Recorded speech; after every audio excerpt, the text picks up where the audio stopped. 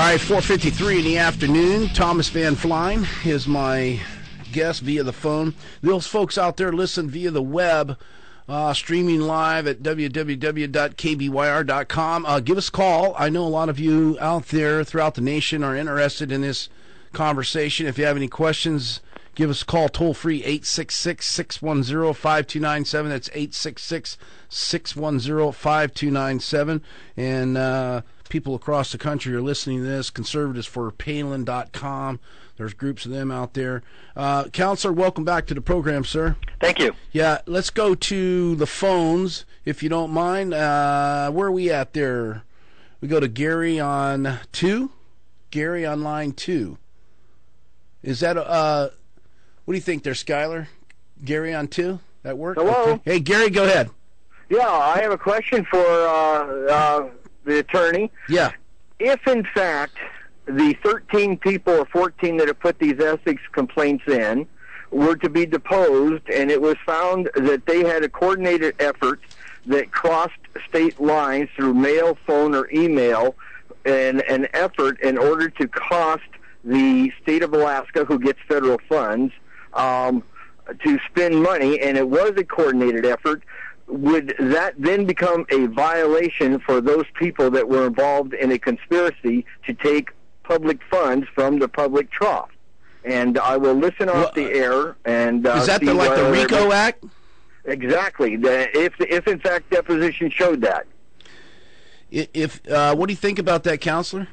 Well, I think it's always somewhat risky to venture a legal opinion without really doing the research, but I can say I would be hesitant to make that type of a connection or an assertion. I think we know for a fact, because various blog sites have already said so, that there's a coordinated and a group effort to file these ethics. So there's no misunderstanding about it, at least from your legal opinion, or at least from the evidence that you've been able to compile, that it is a coordinated effort. With several people. I'm not going to say every one of those was coordinated, but there is evidence by their own admissions that several have been. And that's not only locally, meaning statewide, but nationally also. Is that correct? I only know of, well, I take it back. One of the bloggers is not local, or is not Alaskan. So, yeah, okay. I guess you can make that statement. All right. But, people have a right to disagree with the governor and to even write letters and protest or have a blog site and say she's doing the wrong thing. No question about that. But filing these accusations and abusing the ethics process is a whole other thing altogether. And what remedy can be done, it's hard to say. I do know if you look at the Legislative Ethics Act, or, for example, the municipality of Anchorage has a very similar ethics act for its mayor and for the assembly. And they have a remedy, oddly enough, that the governor doesn't, and that is if somebody violates confidentiality and releases their complaint to the media just to get a headline, that complaint's dismissed. All right. So the state legislators have that right. The mayor of Anchorage and the assembly members of Anchorage have that right if they get an ethics complaint filed against them. Sure. And for whatever reason, the way the law was written for the executive branch, that isn't in there. And that's, I think we can see that it without that being there, it's something that should be added, because Absolutely. I can imagine that this is a weapon that's going to be used against any governor, until something is done about it to either hold them accountable, like by posting a bond or partial attorney fee shifting, or to just dismiss the complaint until they comply with the law. Because right now it's just total drive-by. It is. It's an accusation, and then unfortunately we have members of the media that almost breathlessly report every allegation. It's amazing. That's all they do, Counselor. I mean, these people take Andre McLeod. She gets to file a report. She runs down to Channel 2 or whatever. They stick a microphone in her face. She gets to say her 15 seconds, and they put it on the air, man. And if it was only 15 seconds... If it was only 15 seconds. But there was one complainant, one of the complaints we got dismissed last week. I think one of the local news stations did basically a 3-day interview with her. Yeah. And that complaint was thrown out 2 weeks after she filed it as lacking merit. Yeah. How much time was spent reporting the dismissal was, I think I timed it at about 8 seconds. Yeah, it's incredible. Let's go to Anthony, let's go to, where do we want to go next? Tim on 3? Tim on line 3. Tim, go ahead. Hey, Eddie. Hey, Tim. I get a little nervous when we get callers like a couple of callers ago that start jumping in with a problem like we have with these complaints, and saying that we need to start charging people up front for what it may cost the state to go through the complaint, because that's a reaction to something that's not working quite the way. But should there be, Tim? Are you thinking maybe there shouldn't be, as you know, you're a CPA.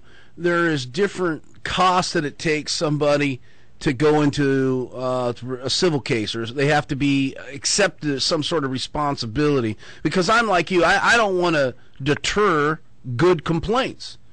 We may have a governor that comes. Yeah. The next governor may be the most unethical in the world. Sure. And if we put a provision like that caller two callers ago wants to put in, we could be in a situation where you can't make a valid complaint. Now, all right. Well, I agree with the attorney. First and foremost, I think that a lot of the problem can be resolved simply by saying, if they come out publicly with it beforehand, the thing is null and void. Yeah. And it's out the door. Yeah. The second thing, maybe, and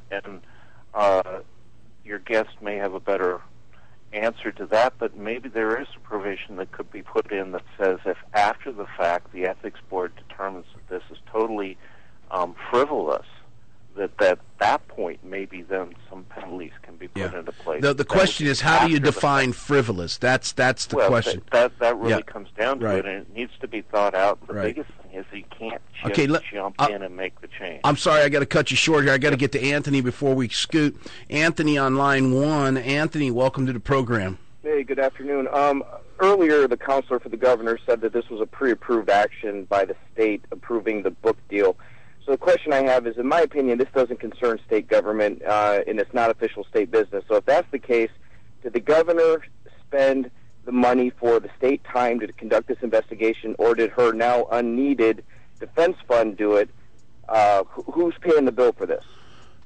I'm guessing. Counselor, can you address that? That's a good question, but... Yeah, I think there's a kind of a misunderstanding of how the process works. We got a minute left. Good question. Just a minute left. I'm sorry. Okay. 30 seconds, actually.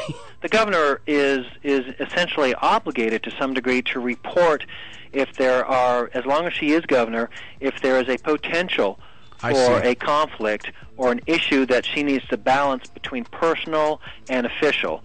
And the state law envisions that and requires it. Right. And that's what she did. She followed the law. All right. Well, thank you so much. Interesting thoughts and all this. Folks, we're out of time.